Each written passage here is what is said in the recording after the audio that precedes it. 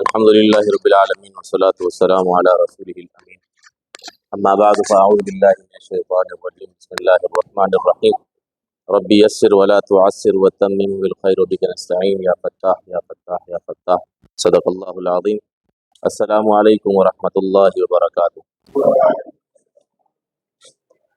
آج عورتوں کی آواز نہیں آ رہی، آج ان کی آواز ہے۔ اچھا چلیں، ہم نے تجوید کے حوالے سے اب تک ہم کیا کیا پڑھ چکے ہیں؟ نوٹس دیکھے ہیں گزشتہ ہفتے میں، نوٹس جو آپ نے بنائے تھے اپنی کاپی پر۔ اچھا پہلے تو یہ بتا دیں کہ کاپی آپ نے الگ الگ کر لی ہے۔ ایک کاپی صرف اور صرف قرآن کے لیے، میں نے آپ کو بتایا تھا شاید لاسٹ ٹائم بھی، تو وہ کس کس نے الگ کی ہے؟ ذرا ہاتھ اٹھائیں، پتہ چلے۔ 1 2 3۔ مکس کاپی سے کام نہیں چلے گا، مکس کاپی آپ پھر ہر مرتبہ نئے پیج ڈھونڈ رہے ہوں۔ اچھا جی، یہاں سے کس کس نے کاپی جو ہے خاص کی ہے صرف قرآن کی کلاس کے لیے؟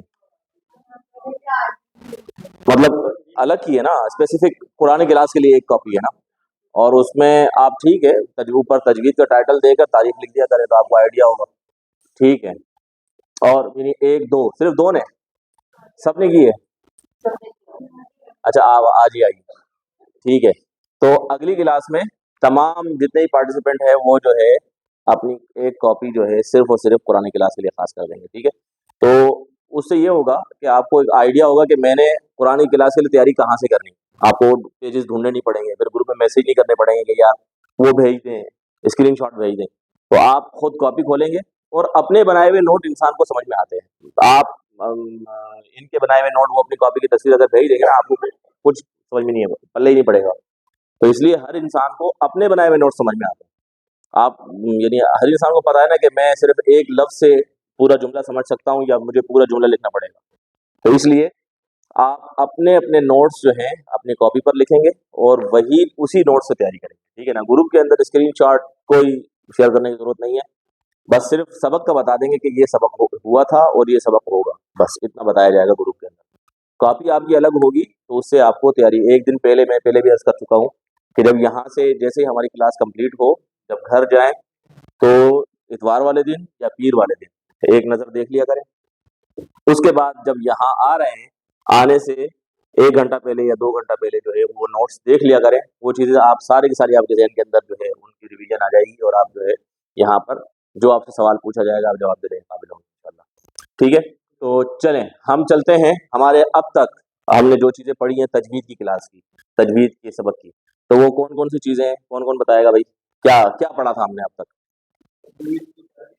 سب سے پہلے تجوید کی لغوی معنی یا لفظی معنی، وہ کیا تھا؟ لفظی معنی، لفظی معنی، لفظی معنی، ہاں، سنوارنا، نکھارنا، خوبصورت کرنا، سنوارنا، ہاں ہاں ہاں، نکھارنا، تحسین الشیء، عربی زبان میں تحسین الشیء کہتے ہیں اس کو، کسی چیز کو خوبصورت کرنا، ٹھیک ہے۔ تو اسی طریقے سے دیگر الفاظ جو اردو زبان میں اس کے لیے استعمال ہو سکتے ہیں وہ سارے کے سارے جو ہے اس کا لفظی معنی ہے۔ جی، تو تجوید کا لفظی معنی تو یہ ہو گیا۔ تو آپ قرآن پڑھتے ہوئے یہ لفظی معنی، تجوید کے لفظی معنی ہے سنوارنا، نکھارنا، تحسین الشیء وغیرہ، قرآن پڑھتے ہوئے آپ کس کو نکھارتے ہیں؟ اس کو آپ تجوید کی تعریف کے اوپر کیسے جو ہے وہ اپلائی کریں گے اس لفظ کو؟ پراپر مخرج سے پڑھتے ہیں تو اس کے نتیجے میں حقوق کا خیال رکھنا، ویری گڈ۔ اس کے نتیجے میں قرآن پاک خوبصورتی کے ساتھ پڑھا جاتا ہے نا۔ جب آپ تجوید کے قواعد کا لحاظ رکھتے ہیں، خیال رکھتے ہیں، تو اس کے نتیجے میں قرآن پاک خوبصورتی کے ساتھ پڑھا جاتا ہے نا۔ ورنہ تو ہمارے ہاں تو وہ پڑھنے والے اپنے اپنے طریقے ہیں، ہزاروں طریقے ہیں، لیکن قرآن پاک آپ عربوں کی قرات سنتے ہیں اور ہمارے پاکستانیوں کی قرات سنتے ہیں، آپ کو مزہ کس میں آتا ہے؟ عربوں کی قرات میں آتا ہے نا۔ وجہ کیا ہوتی ہے کہ وہ پراپر تجوید کے ساتھ پڑھ رہے ہوتے ہیں، جس کے نتیجے میں قرآن پاک خوبصورت ہو رہا ہوتا ہے۔ ہاں، قرآن پاک خوبصورتی کے ساتھ پڑھا جا رہا ہوتا ہے، ٹھیک ہے۔ تو لغوی معنی تو یہ ہو گئی، اور اس کی اصطلاحی معنی کیا ہوگی؟ اصطلاح یعنی ایز اے ٹرم جب اس کو ہم ڈسکس کرتے ہیں تجوید کو، تو اس کی معنی پھر کیا ہوگی؟ ہاں، قرآن پڑھتے وقت بتائیں بتائیں بتائیں، آپ کیوں خاموش ہیں؟ آپ نے بھی تو لکھے ہیں نوٹس. قرآن پڑھتے ہوئے خود کو چھوٹی بڑی غلطیوں سے محفوظ رکھنے کا جو علم ہے اس کو کیا کہتے ہیں؟ تجوید. تو قرآن پڑھتے ہوئے چھوٹی بڑی غلطیوں سے محفوظ رہنے کا علم. قرآن پڑھتے ہوئے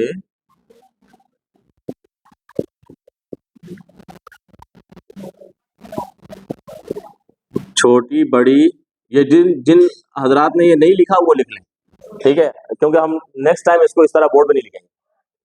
چھوٹی بڑی غلطیوں سے محفوظ رہنے کا علم. اگر کسی کو اردو نہیں آتی، صرف انگلش آتی ہے، تو پھر وہ انگلش ٹرانسلیشن اس سے خود ہی کر لیں. اتنی اچھی انگلش ہماری نہیں. چلیں، تو قرآن پڑھتے ہوئے چھوٹی بڑی غلطیوں سے محفوظ رہنے کا علم، ٹھیک ہے؟ اچھا، آپ نے کئی لوگوں سے سنا ہوگا قرآن پاک میں یہ غلطی ہوتی ہے. اب وہ چھوٹی بڑی غلطی، اب یہاں لحن جلی اور لحن خفی آپ نے سنا ہوگا نا. چھوٹی غلطی مطلب لحن خفی، بڑی غلطی مطلب لحن جلی. تو یہ لفظ اس کی میننگ جاننے کی ضرورت ہے نہیں، بس آپ نے یہ پڑھ لیا چھوٹی بڑی غلطی. یہ اس طرح کی آپ اگر یوٹیوب کھولیں گے یا کتابیں کھولیں گے تو ایسے آپ بے شمار تعریفیں آپ کے سامنے آئیں گی کہ تجوید کی تعریف یہ ہے، تجوید کی تعریف یہ ہے. آپ کو پریشان ہونے کی کوئی ضرورت نہیں ہے. ہم نے یہ تعریف جو ہم نے منتخب کی ہے یہ آسان ترین تعریف ہے، تاکہ ہم کو سمجھ میں آئے ہم تجوید پڑھ کیوں رہے ہیں. آپ یہاں جو آ رہے ہیں آپ کو اس کا مقصد بھی پتا ہو نا کہ آپ آ رہے کیوں ہیں. آپ تجوید سیکھنے کے لیے آ رہے ہیں، تو بھائی تجوید کہتے کس کو ہیں؟ تجوید اس کو کہتے ہیں، تاکہ ہم اپنے قرآن پاک کی چھوٹی بڑی غلطیوں سے ہم واقف ہو جائیں، اس کے نتیجے میں وہ غلطیاں ہم دوبارہ نہ دہرائیں. ٹھیک ہے نا؟ انسان جب غلطیوں سے واقف ہو جاتا ہے دوبارہ دہراتا ہے؟ نہیں دہراتا. انسان اگر وہ توبہ کر کے دوبارہ نہ دہرائے تو وہ انسان ہے، اور اگر دہراتا ہی جائے تو پھر شیطان ہے، اور اگر غلطی نہ کرے تو پھر کیا ہے بھائی؟ پھر فرشتہ ہے. تو اس لیے انسان بنے، ادھر بھی نہیں جائیں ادھر بھی نہیں جائیں، انسان بنے. تو جو غلطی ہو جائے اس کا پتہ چل جائے دوبارہ نہ کرنے کا، یہ جو ہے آسان ترین طریقہ. پھر وہ چاہے آپ کی پریکٹیکل لائف ہو یا پھر اس طریقے کی کوئی بھی آپ کی جو ہے عملی زندگی کے ساتھ جڑے ہوئے مختلف علوم ہوں، اس کے اندر بھی آپ کوشش کرتے ہیں. تو بہرحال قرآن پڑھتے ہوئے چھوٹی بڑی غلطیوں سے محفوظ رہنے کا علم، یہ سمجھ میں آ گیا سب کو؟ تو اب تجوید کی دو چیزیں سمجھ میں آ گئی آپ کو. نمبر ایک کیا ہے؟ تجوید کی لغوی معنی. تجوید کی لغوی معنی کیا ہے؟ سنوارنا، خوبصورت کرنا. ہاں، تحسین الشیء، عربی زبان میں اگر کوئی کہے تو تحسین الشیء، کسی چیز کو خوبصورت کرنا. ٹھیک ہے؟ کسی چیز کو خوبصورت کرنا کس کو کہتے ہیں؟ زینت بخشنا. اور عیب کو چھپانا، عیب کو چھپانا خوبصورت کرنا ہے نا. اب عیب ایک تو یہ ہوتا ہے کہ عیب کو بالکل ختم کر دیں، وہ چمڑے کے ڈاکٹر کے پاس چلے جائیں، سارے عیوب ختم کروا دیں کہ بھائی یہ بھی ہے یہ بھی ہے یہ بھی ہے. ڈاکٹر صاحب کے پاس چلے گا، اسے مختلف مرہم اور مختلف دوائیاں لینی، وہ سارے عیب.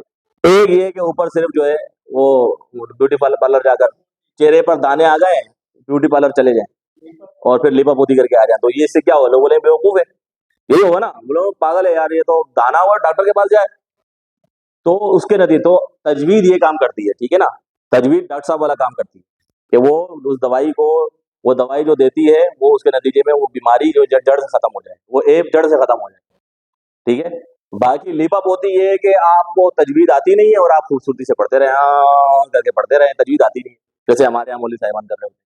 تو کچھ مولوی صاحبان بھی اور کچھ بڑے بڑے یہ رمضان کے اندر جو نمودار ہو جاتے ہیں قاری صاحبان، وہ بھی یہی کر رہے ہوتے ہیں، کر کے پڑھ رہے ہوتے ہیں. تجوید کسی کام کی نہیں ہوتی، تجوید ہوتی نہیں ہے، الٹا وہی غلطیاں دہرا رہے ہوتے ہیں جو عام آدمی غلطیاں دہرا رہا ہوتا ہے. وہ صرف کیا ہوتا ہے، وہ وہی ہوتی ہے کہ وہ بیوٹی پارلر سے میک اپ کر کے آ گئے، لیکن وہ بیماری ختم نہیں کی. وہ جو چہرے کے اوپر داغ ہے، جھریاں ہیں وغیرہ وغیرہ، تو اس کی جو علاج تو پراپر ڈاکٹر ہی کرے گا نا. تو اس لیے تجوید یہ کام کرتی ہے جو کام ڈاکٹر اشفاق صاحب کرتے ہیں. ٹھیک ہے؟ تو یہ ذہن میں رکھیے گا. تو تجوید کی دو باتیں سامنے آ گئی آپ کے. تیسری چیز کیا تھی؟ تجوید بنی کس کے لیے؟ کس کے لیے بنی ہے؟ تو اس کا موضوع مطلب جس چیز کے لیے کوئی چیز ڈیزائن کی گئی ہو، بنائی گئی ہو. تو موضوع، تجوید کا موضوع کیا ہے بھائی؟ ہاں، حروف تہجی یا پھر حروف ہجا یا پھر مفردات، یہ سارے کے سارے اس کے نام. ٹھیک ہے؟ یہ عربی زبان کے حروف تہجی، یہ جو ہمارے سامنے یہاں آئیں گے، یہ یہ تجوید کا موضوع ہے. تجوید کے اندر جو ڈسکس ہوتے ہیں وہ یہی حروف ڈسکس ہوتے ہیں. ٹھیک ہے, سمجھ رہے میری بات؟ یہ ویسے 29 حروف ہیں, لیکن جب اگر آپ ساؤنڈ کے ساتھ پڑھیں گے تو 28, اور اگر ساؤنڈ کے بغیر آپ گنیں گے, بائی نیم گنیں گے تو 29, اور بائی ساؤنڈ گنیں گے تو پھر یہ 28. کیونکہ الف اس وقت تک الف ہوتا ہے جب تک اس میں کچھ نہ ہو, اس پہ کچھ بھی آ گیا تو یہ حمزہ بن جاتا ہے. ٹھیک ہے, تو بائی نیم یہ 28 حروف ہیں. یہ حروف تہجی, حروف ہجا, مفردات. تو حروف تہجی کیا ہے بھائی؟ حروف تہجی کون سے ہیں؟ حروف تہجی کیا ہے؟ وہ یہ لکھا ہوا نا, وہ عربی حروف تہجی. ٹھیک ہے, یا جس کو آپ عربی کے الفابیٹس کہتے ہیں, آپ انگلش میں الفابیٹ کہتے ہیں نا, اے بی سی ڈی وغیرہ, تو یہ عربی کے الفابیٹس ہیں نا. ہر لینگویج کے کوئی نہ کوئی الفابیٹ ہوتے ہیں. تو لینگویج اور بولی یہ فرق ہوتا ہے. بولی وہ ہوتی ہے جو صرف کہی جائے, جس میں صرف ڈائلاگ ہو, جو لکھی نہ جائے, پڑھی نہ جائے. اور لینگویج وہ ہوتی ہے, زبان وہ ہوتی ہے جو لکھی بھی جائے, پڑھی بھی جائے, بولی بھی جائے. ٹھیک ہے نا. تو اب لکھی کون سی جائے گی؟ جس کے اپنے الفابیٹس ہوں. تو عربی کیا ہے بھائی؟ لینگویج ہے یا بولی ہے؟ عربی لینگویج ہے, عربی زبان ہے. ہاں, عربی زبان ہے, بولی نہیں ہے. وہ لکھی بھی جاتی ہے, پڑھی بھی جاتی ہے, بولی بھی جاتی ہے. اگر اچھا, وہ کون سی زبان ہے جو صرف بولی جاتی ہے؟ جو صرف بولی جاتی ہے. آپ کے ہاں ہوں گی آپ بہت ساری زبانیں ہیں. پاکستان کے اندر اس وقت تقریباً کتنی 1200-1300 زبانیں جو بولی جاتی ہیں. براوی زبان ہے, ہندکو زبان ہے, وہ صرف بولی جاتی ہے, لکھی نہیں جاتی. سرائکی ہے. ہاں, ابھی پنجابیوں نے بھی اپنے وہ الفابیٹس جو ہے انہوں نے وہ لکھ لیے ہیں, وہ سکھوں کے زمانے کا ہے.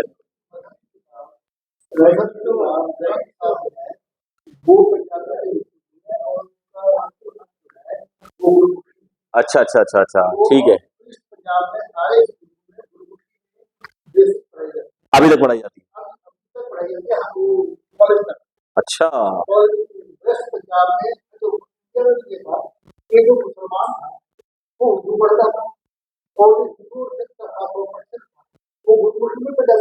پنجابی پڑھتا ہوں. اچھا, ٹھیک ہے. اور وہ ہاں, جیسے ہماری عربی جو ہے مذہبی زبان ہے ہماری, تو پنجابی سکھوں کی جو ہے مذہبی زبان, مذہبی زبان. ٹھیک ہے. فارسی اور اردو, فارسی اور اردو جو تھی یہ وہاں کی مسلم زبان ایز اے مسلم لینگویج یاد یعنی سمجھی جاتی. وہ ہندو, وہ ہندو ہوئی. سنسکرت جو ہے وہ ہندو ہوئی. جی نہیں نہیں نہیں نہیں, اردو کی تاریخ ان سے پرانی. انہوں نے ہم سے جو ہے نا وہ الفابیٹ وغیرہ لے کر انہوں نے اپنے الگ رسم الخط کی ہے.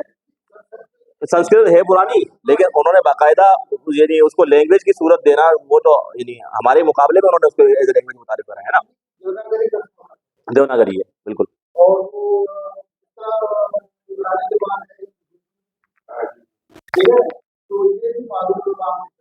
معلوم, ہاں بالکل.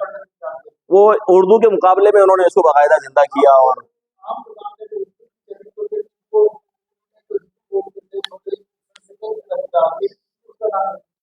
ہندی کر دیا. ہاں, سنسکرت کا, ہاں جی جی, وہ نہیں, وہ تو ظاہر سی بات ہے, ہم سے تھوڑا چینج کرنے کے لیے ضروری ہے نا.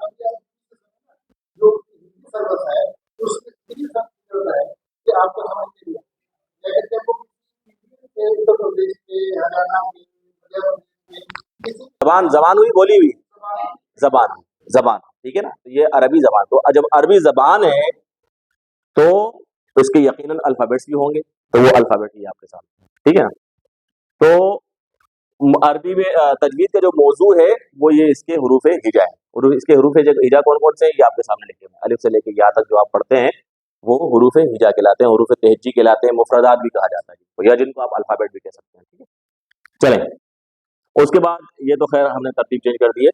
اب ہم یہیں پر ہی آگے اس کے علاوہ بات کرتے ہیں.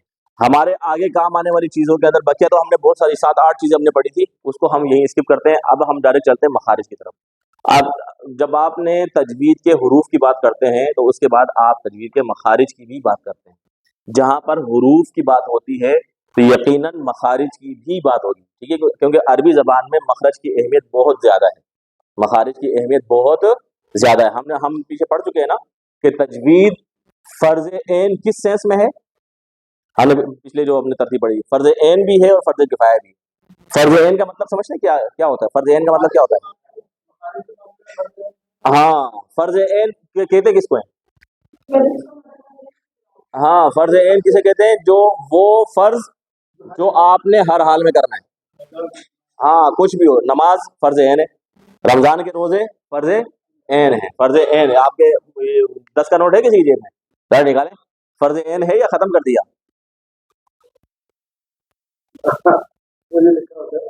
نوٹ کے اوپر لکھا تھا نا، حقوق حصول رزق حلال فرض عین ہے، لکھا ہوا ہے. یہ بیچ میں فرض عین ختم کر دیا تھا، وہ دوبارہ ڈلوایا ہے لڑ جگڑ کے. 10 کے نوٹ پہ ذرا دیکھیے گا، فرض عین حصول رزق حلال یعنی حلال رزق کا حصول، حلال رزق کو حاصل کرنا، وہ فرض عین ہے. ہاں، تو اس کا مطلب کیا ہے؟ اس نوٹ میں خود لکھا ہوا ہے کہ مجھے رشوت کے لیے استعمال نہیں کرنا، مجھے حرام خوری کے لیے استعمال نہیں کرنا، لیکن استعمال ہوتا ہے. ہاں، تو یعنی اسے ہٹا دیا نہیں، اس میں اس نوٹ پہ تو تھا، یہ بیچ میں ختم کر دیا تھا. کچھ نوٹ پر نہیں تھا. ہاں، کچھ پہ ہوگا کچھ پہ نہیں ہوگا. یہ پھر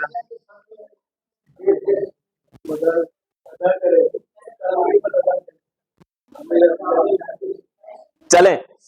تو فرض عین سمجھ رہے ہیں؟ سمجھ میں آ گئی فرض عین کسے کہتے ہیں؟ کون بتائے گا فرض عین کسے کہتے ہیں؟ یاد ہے کوئی بتائے گا؟ جو فرض جو لازمی ہے، نہیں کریں گے تو گناہگار ہوں گے، نہیں کریں گے تو گناہگار ہوں گے. وہ کام جو ادا کرنا ضروری ہے، اگر نہیں کریں گے تو گناہگار ہوں گے. ٹھیک ہے، یہ کیا ہوتا ہے؟ فرض عین. اچھا، اس کے مقابلے میں ہوتا ہے فرض کفایہ. اس کے مقابلے میں دوسرا فرض ہوتا ہے فرض کفایہ. فرض کفایہ کا مطلب کیا ہے؟ کفایہ کا مطلب کافی. کافی ایک بندے نے کر لیا پورے محلے میں سے کافی. آپ اعتکاف میں بیٹھتے ہیں رمضان میں، پورے محلے سے ایک بندہ بیٹھ گیا تو کافی ہے. لیکن اگر ایک بھی نہیں بیٹھا پھر پورا محلہ گنہگار ہوگا. لیکن اگر پورے محلے سے ایک بندہ بیٹھ گیا تو پورے محلے کی جان چھوڑ. جیسے جنازہ ہو گیا، جنازے کے اندر اگر آپ پوری فیملی جہاں نہیں بھی جائے نا، ایک فیملی کا ایک بندہ چلا جائے کافی ہوتا ہے. اور لوگ بھی کہتے ہیں کہ چلو ہمارے اس میں آیا تھا غم، ہمارے غم میں شریک ہوا تھا. کوئی ایک بندہ بھی جاتا تو لوگ مطمئن ہو جاتے نا کہ بھائی کم از کم حاضری ہو گئی. تو وہ فرض کفایہ کہلاتا ہے، یعنی پورے محلے کی طرف سے ایک بندہ کر لے فرض کفایہ. اس کے مقابلے میں فرض عین کیا ہے؟ سب نے کرنا ہے، لازمی کرنا ہے. ہاں، ریان بھائی نماز پڑھ لے، بولے میرے فیملی کی طرف سے ہو گئی، یہ نہیں ہوگا. اب بیگم نہیں پڑھنی ہے، بچیوں نہیں پڑھنی ہے، بچوں نہیں پڑھنی ہے، جتنے بھائی ہیں انہیں نہیں پڑھنی ہے، بہنیں نہیں پڑھنی ہے، ابا اما نہیں پڑھنی، سب نے اپنی اپنی پڑھنی. نہیں پڑھیں گے تو پکڑے جائیں گے. وہ فرض عین کہلاتا ہے. فرض کفایہ کیا ہوتا ہے؟ پوری فیملی کی طرف سے ریان بھائی چلے گئے کسی کے جنازے میں تو وہ بس بھائی پوری فیملی کی طرف سے حاضری. ٹھیک ہے، یہ کافی ہے. یا پھر پورے محلے میں اگر کوئی میت ہو گئی تو محلے کی طرف سے 8-10 لوگوں نے اگر پڑھ لی، محلے میں 200-300 لوگ رہتے ہیں تو 8-10 لوگ بھی شریک ہو گئے تو کافی. لیکن اگر ایک بھی نہیں کیا تو یہ جو ہے پھر وہ لطیفہ ہے نا، بولا وہ لطیفہ ہے نا، وہ کچھ لوگوں کو جنازے میں کندھے دینے کا بڑا شوق ہوتا تھا. وہ لطیفہ ہے کہ وہ جنازہ جا رہا تھا تو محلے کا شاید کوئی اس میں نہیں تھا، تو بیچارہ بلوچ آدمی جو ہے وہ گاڑی کے اندر اپنے ڈرائیو کرتا ہوا آیا، دیکھا جنازہ، وہ بھی اتر کے اس نے بھی کندھا دیا. میں بھی کندھا دے گا. اب وہ کندھا تو اس نے دے دیا، اس سے کوئی کندھا لینے والا نہیں ہے. تو لائن ہوتی ہے نا، بھائی ایک بندہ ہٹے دوسرا بندہ لے. اب وہ کوئی کندھا لینے والا ہی نہیں ہے، بس وہ کندھا دیے جا رہا ہے. آخر میں اس نے کہا کہ بھائی میں نے وہی مارا ہے اس کو، میرے کندھے سے اتارو اس کو بھی، مارنے والا کوئی اور ہے. تو وہی بات ہے کہ فرض عین اور فرض کفایہ میں یہ فرق ہے. ٹھیک ہے، تو فرض کفایہ کیا ہوتا ہے؟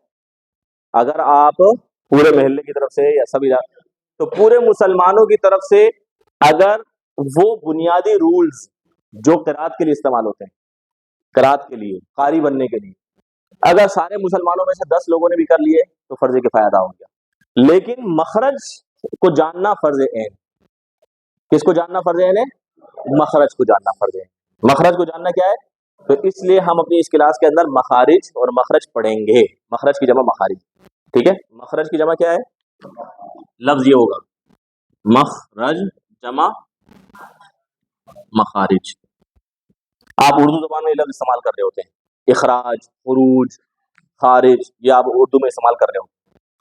ٹھیک ہے، اسکول کے اگر کوئی فیس نہیں دے دیں گے تو بچہ کو لیٹر آ جاتا ہے کہ بھائی آپ کے بچے کا اخراج کیا جا رہا ہے. اخراج کا مطلب کیا؟ نام خارج کیا جا رہا ہے، نکال رہے ہیں ہم. تو اس کا مطلب کیا ہوتا؟ تو یہ اردو میں آپ الفاظ استعمال کر رہے ہوتے ہیں. ٹھیک ہے، نظر آ رہا ہے پیچھے والوں کو؟ نظر نہیں آ رہا؟ ٹھیک ہے، تو مخرج جمع مخارج. یہ کیا کہلاتا ہے؟ اس کا اسٹیٹس کیا ہے؟ اس کا حکم کیا ہے؟ فرض عین ہے، فرض کفایہ ہے؟ فرض عین، اس کو جاننا فرض عین ہے، اس لیے ہماری اس کلاس کے اندر ہم مخرج کو بھی پڑھیں گے، ٹھیک ہے؟ مخارج کا جاننا بھی ضروری ہے۔ اور ہم کتنے حروف کے مخارج پڑھ چکے تھے؟ 4 حروف کے مخارج ہم پڑھ چکے تھے، شاید آپ کو یاد ہوگا، ٹھیک ہے؟ تو سب سے پہلے ہم مخرج جمع مخارج، مخرج کسے کہتے ہیں؟ یہ آپ کو یاد کروایا تھا، آپ نے کاپی پہ لکھا ہوا بھی ہے۔ مخرج کسے کہتے ہیں؟ لفظی معنی کیا ہوگی اس کی؟ لفظی معنی یعنی عام طور پر اگر ہم میں نے آپ کو بتایا یہاں پر ایک ہوتی ہے لفظی معنی، ایک ہوتی ہے اصطلاحی معنی۔ تو لفظی معنی کیا ہے اس کی؟ نکلنے کی جگہ، نکلنے کی جگہ، ہاں، نکلنے کی جگہ، یا جہاں پر انگلش میں ہاں یہ ایگزٹ کا لفظ کی جو میننگ بنتی ہے پبلک پوائنٹس پر، ویسے تو ایگزٹ کے معنی نکلنا، لیکن پبلک پوائنٹس پر جب یہ لکھا جاتا ہے تو اس کا مطلب کیا ہوتا ہے؟ ادھر سے نکلو بھائی، ادھر سے نکلو، یہ نکلنے کی جگہ ہے اور یہ داخل ہونے کی جگہ ہے، ٹھیک ہے؟ تو ایگزٹ کا مطلب جو ہوتا ہے وہ اس کی لفظی معنی ہے۔ مخرج کی لفظی معنی کیا؟ آپ دیکھیں لفظی معنی دو ہو گئی، ایک تجوید کی لفظی معنی، ایک مخرج کی لفظی معنی، ٹھیک ہے؟ تجوید کی لفظی معنی سنوارنا، نکھارنا، خوبصورت کرنا، اور مخرج کی لفظی معنی کیا ہے؟ مخرج کی لفظی معنی کیا ہے؟ فرحان بھائی مخرج کی، ہاں آپ کی آواز نہیں آ رہی، مخارج مطلب نکلنے کی جگہ، ٹھیک ہے؟ اب اس کی اصطلاحی معنی کی طرف آتے ہیں۔ اصطلاح میں ایز اے ٹرم جب یہ استعمال ہو رہا ہو تو پھر اس کا مطلب کیا ہوگا؟ اصطلاح، اصطلاحی معنی کرتے ہیں اس کو، اصطلاحی معنی، اصطلاح یعنی ایز اے ٹرم جب آپ اس کو ڈیفائن کر رہے ہو تب اس کا مطلب کیا ہوگا، تب اس کی ڈیفینیشن کیا بنے گی، کیا ہوگی؟ وہ جگہ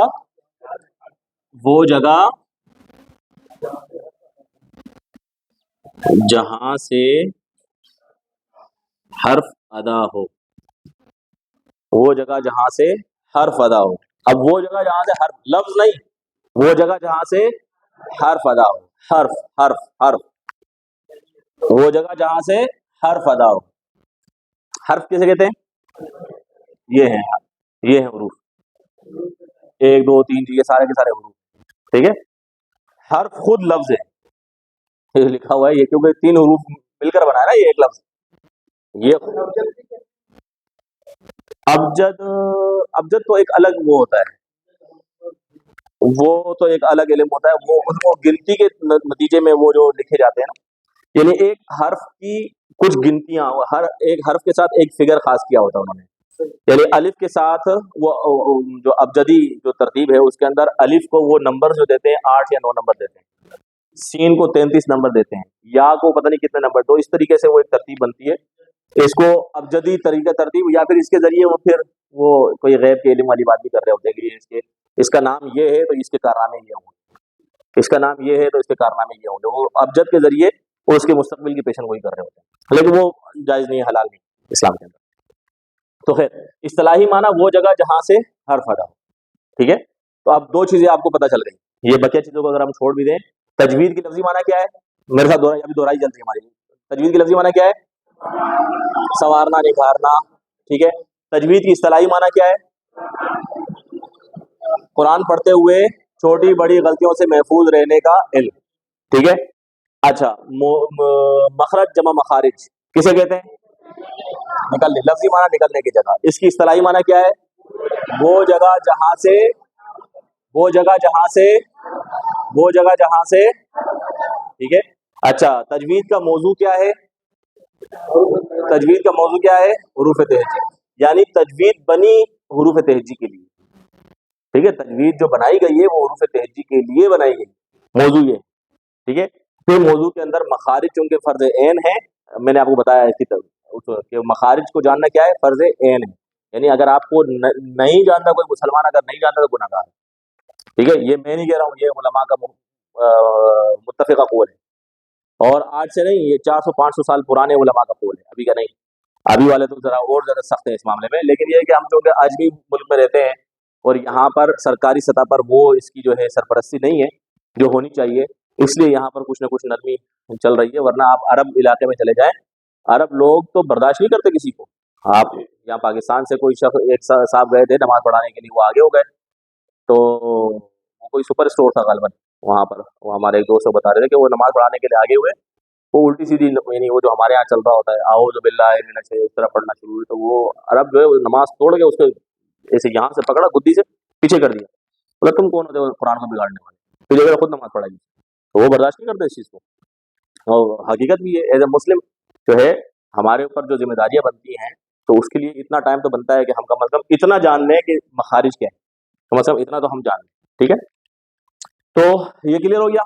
اب اس کے بعد ہم چلتے ہیں، جب چونکہ مخارج کے بارے میں آپ نے جان لیا تو اب مخارج کی یہ ترتیب جو آج سے ہم 300-400 سال پرانی جو ترتیب ہمارے یہاں چلتی آ رہی ہے، یہ ترتیب جو ہے لکھنے کے اعتبار سے آسان ہے، پڑھنے کے اعتبار سے ذرا مشکل ہے، یہ میں پہلے آپ کے سامنے بیان کر چکا ہوں، یہ ترتیب لکھنے کے اعتبار سے آسان ہے، لکھنے کے اعتبار سے، پڑھنے کے اب آپ اگر چھوٹی بچی یا چھوٹے بچے کی جگہ پر اپنے آپ کو رکھیں گے نا، جس کا آج مدرسے میں پہلا دن ہے، تو بیچارہ جو ہے وہ پریشان ہو جائے گا کہ اس کو ہم نے چونکہ مخرج کی بات پڑھی ہے نا، اب ہم تو اردو کی وجہ سے ہم کو یہ پڑھنا آسان، الف با تا ثا جیم ہا خا وغیرہ ہم پڑھنا آسان ہوتا ہے، لیکن جب آپ مخارج کسے کہتے ہیں؟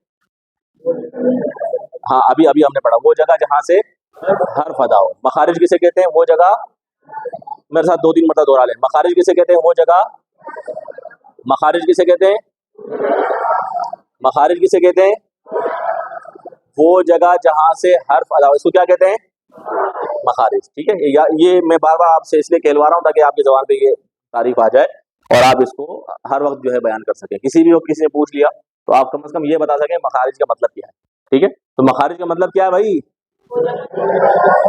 ٹھیک ہے، تو جب آپ مخارج کے طور پر آپ اس کو پڑھیں گے نا، آپ کو یہ بڑا مشکل لگے گا، دیکھیں با کہاں سے ادا ہو رہا ہے، تا کہاں سے ادا ہو رہا ہے، سا کہاں سے ادا ہو رہا ہے، جیم کہاں سے ادا ہو رہا ہے، ہا کہاں سے ادا ہو رہا ہے، بلکہ اس کے اوپر تو چپیڑے ہی پڑتی ہیں، ہم کو تو پڑھی ہیں، آپ کو پتہ نہیں پڑھی ہے نہیں پڑھی، ہم کو تو پڑھی ہیں اس کے اوپر چپیڑے، تو ہا جو ہے وہ ذرا ادا کرنا، ہاں ہاں مدرسے ٹھیک ہے، نہیں ہم کو جب ہم مدرسے نہیں گئے تب بھی پڑھتی تھی، وہ جو خالہ میلے پڑھاتی تھی وہ بھی ہا کے اوپر ہم کو چپیڑے مارتی تھی، وہ خیر چپیڑ اثر تو نہیں کرتی تھی لیکن کھائی ہیں بہرحال تو یہ جو ہے ہاں، اسی طریقے سے خا، یہ دال، اب اس میں دیکھیں ہر حرف جو ہے الگ جگہ سے، مخارج کا مطلب کیا ہے؟ وہ جگہ جہاں سے حرف، آپ اس سینس میں ان لیٹرز کو دیکھیں، اس سینس میں کہ کہاں سے ادا ہو رہا ہے، تو آپ کو یہ بڑی مشکل لگے گی، آپ کو ترتیب بڑی، ہر حرف الگ الگ جگہ سے ادا ہو رہا ہے، ہر حرف الگ الگ جگہ سے ادا، اسی لیے وہ پہلے اس میں لطیفہ شاید آپ نے میں نے سنایا بھی ہوگا، آپ نے شاید سنا بھی ہوگا، قاری صاحب جو ہے بچے کو پڑھانے گئے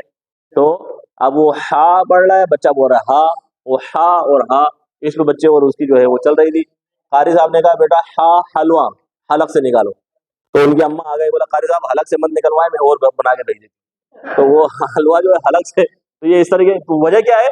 مخارج، وجہ کیا ہے؟ مخارج کا جاننا ضروری، تو جب آپ اس کو اس تعریف کی اس سینس میں اگر آپ اس کو پرکھیں گے، اس سینس میں، یہ جو ہم نے پڑھا نا، یہ لکھی ہے آپ کے سامنے، تب یہ آپ کو بڑی مشکل لگے گی، آپ ایسے بولتے جائیں تو ظاہر سی بات ہے ہم نے ساری زندگی اس ترتیب سے پڑھا اس لیے ہم کو آسان لگتا ہے، لیکن جو چھوٹا بچہ جس کا آج مدرسے میں پہلا دن ہے اس کے لیے مشکل ہے، ٹھیک ہے، اس کے مقابلے میں یہ جو سیٹنگ ہے یا یہ جو ترتیب ہے یہ آسان ہے، آپ یہ پہلی لائن پڑھیں، اس کے اوپر زبر لگائیں، سب کے اوپر زبر لگائیں، دوبارہ پڑھیں، دوبارہ پڑھیں، دوبارہ پڑھیں، جلدی جلدی پڑھیں، اور اسپیڈ، اور اسپیڈ، اتنی اسپیڈ ہے بھائی، پڑھ جائیں ایک ساتھ، بولے بولے مبا وفا، اسپیڈ مبا وفا، بولے مبا وفا، بولے مبا وفا، اچھا میں بار بار آپ سے پڑھوا رہا ہوں، کوئی مسئلہ ہے؟ کچھ نوٹ کر رہے ہیں آپ؟ کہاں سے ادا ہو رہا ہے؟ کہاں سے ادا ہو رہا ہے؟ نہیں، کہاں سے ادا ہو رہا ہے؟ آپ کی زبان بھی نہیں ہل رہی ہے، آپ ایک بار دوبارہ پڑھیں، کسی کی زبان ہلی، بتائیں آپ کی ہلی زبان؟ نہیں ہلی نا، آپ کی ہلی نہیں، کسی کی زبان نہیں ہل رہی، تو اس کا مطلب کیا ہے؟ یہ سب سے آسان ترین لیٹرز ہیں، بچہ جب بولنا شروع کرتا ہے کیا بولتا ہے؟ ماما، ممی، امی، یہی بولتا ہے نا، بابا، یہی بولتا ہے نا، وہ لیٹرز جو ہونٹوں سے ادا ہوتے ہیں وہ وہی بول رہا ہوتا ہے، ہاں یہ زیادہ ہے کیونکہ وہ تو نزدیک ہوتے ہیں نا، اس لیے یہ زیادہ بولتا ہے، اسی طریقے سے پھر یہ 12 لیٹر زبان سے ادا ہوتے ہیں، یہ 12 لیٹر زبان کے سینٹر سے، یہ 12 لیٹر زبان کے کناروں سے، اور یہ سب سے آخر میں حلق والے، یعنی آپ کا یہاں سے سفر اسٹارٹ ہوتا ہے اور حلق تک جا کر اینڈ ہوتا ہے. ٹھیک ہے, یہاں سے آپ اسٹارٹ اپ لیتے ہیں اور حلق پہ جا کے اینڈ کرتے ہیں. کلیئر ہو گیا؟ تو اب میرے خیال میں مخارج کی ترتیب آپ کو سمجھ میں آ گئی. وہ آئے گا ٹائم پہ آئے گا. وہ جب آپ کلاس میں ہوں گے نا انشاءاللہ آپ کا بعد ایسا ٹھیک ہوگا کہ آپ یاد رکھیں. ٹھیک ہے, تو ہاں یہ ہو چکا ہے. ہم جتنا ہم کر سکتے ہیں وہ تو ہم انشاءاللہ اس کلاس میں کریں گے. ٹھیک ہے, تو یہ پھر ترتیب ہے میم کی. ہم یہ سلائیڈ آپ پڑھ چکے ہیں. میم کہاں سے ادا ہو رہا ہے؟ ہونٹوں کے بیرونی حصے کو ملانے سے. ٹھیک ہے, میم کہاں سے ادا ہو رہا ہے؟ ہونٹوں کے بیرونی حصے کو ملانے سے ادا ہوتا ہے. با کہاں سے ادا ہوتا ہے؟ ہونٹوں کے اندرونی حصے کو ملانے سے ادا ہوتا ہے. واؤ کہاں سے ادا ہوتا ہے؟ ہونٹوں کو, یہ لکھا ہوا ہے یہاں پر, یہ یہاں لکھا ہوا ہے, واؤ دونوں ہونٹوں کو گول کرتے ہوئے الگ کرنے پر ادا ہوتا ہے. اچھا, فا کہاں سے ادا ہوتا ہے؟ اوپر والے دانت نچلے ہونٹ پر. ٹھیک ہے, اوپر والے دانتوں کو نیچے لانا آسان ہے, نیچے والے ہونٹ کو اوپر لے آنا مشکل ہے. تو کوئی یہ نہ کہے گا نچلے والے ہونٹ کو اوپر والے دانتوں سے لگانا, نہیں, اوپر والے دانتوں کو نچلے ہونٹ پر. اگر کسی کو فا بولنا مشکل ہو رہا ہو تو وہ ان دانتوں کو یہاں رکھے پھر پڑھے فا. ٹھیک ہے, فا فا. آپ آلریڈی ویسے ہی پڑھ لیں. یہ میں اس کے لیے بول رہا ہوں جس کو پڑھنا ہے, یہ فا کو پڑھنے میں مشکل ہو رہی ہو. ہمارے پٹھان جو ہے فا کو پا بولتے ہیں, وہ فے کو پے بولتے ہیں نا, اس لیے یہ میں اس سے بات کر رہا ہوں. ٹھیک ہے, تو آپ ویسے نارملی ہم جو فا کو پڑھتے ہیں مخرج سے ہی پڑھ لے ہوتے ہیں. فا فا فا فا فا فا. آپ کسی کا نام لیتے ہیں عرفان, تو آلریڈی آپ وہیں آپ کے دانت لگ رہے ہوتے ہیں, آپ کے دانت نچلے ہوں. تو آپ ذرا آنکھیں بند کر کے بولے عرفان, بولے لگ رہے ہیں دانت لگ رہے ہیں نچلے ہونٹ کو, تو آپ آلریڈی وہیں سے ادا کر رہے ہوتے. یہ اس کے لیے ہے کہ جو ذرا اس مخرج سے پڑھنا جس کے لیے مشکل ہو, جیسے پٹھان لوگ ہیں ان کے لیے فا کو پا بول رہے ہوتے ہیں. ٹھیک ہے, وہ عرفان بولے گا. تو اس کو بولنے کے لیے پھر آپ جب اس سے پریکٹس کروائیں گے یا آپ اسے بتائیں گے کہ بھائی اس کے لیے اوپر والے دانت نچلے ہونٹ پر لگائیں گے, تب وہ جو ہے صحیح ادا کرے گا. فا فا عرفان. ٹھیک ہے, تو وہ توڑ کر اس سے پریکٹس کروائی جائے گی. لیکن یہاں آپ کے لیے اس کا جاننا ضروری ہے. تو میم کا مخرج کیا ہے؟ ہونٹوں کا بیرونی حصہ. میم کا مخرج کیا ہے؟ تو اب کوئی اگر پوچھے میم کہاں سے ادا ہوتا ہے تو آپ کیا بولیں گے؟ کہاں سے ادا ہوتا ہے بھائی؟ بیرونی حصے کو کیا کرتے ہیں آپ؟ ملاتے ہیں تو وہاں سے کیا ادا ہوتا ہے؟ میم ادا ہوتا ہے. اچھا, با کہاں سے ادا ہوتا ہے؟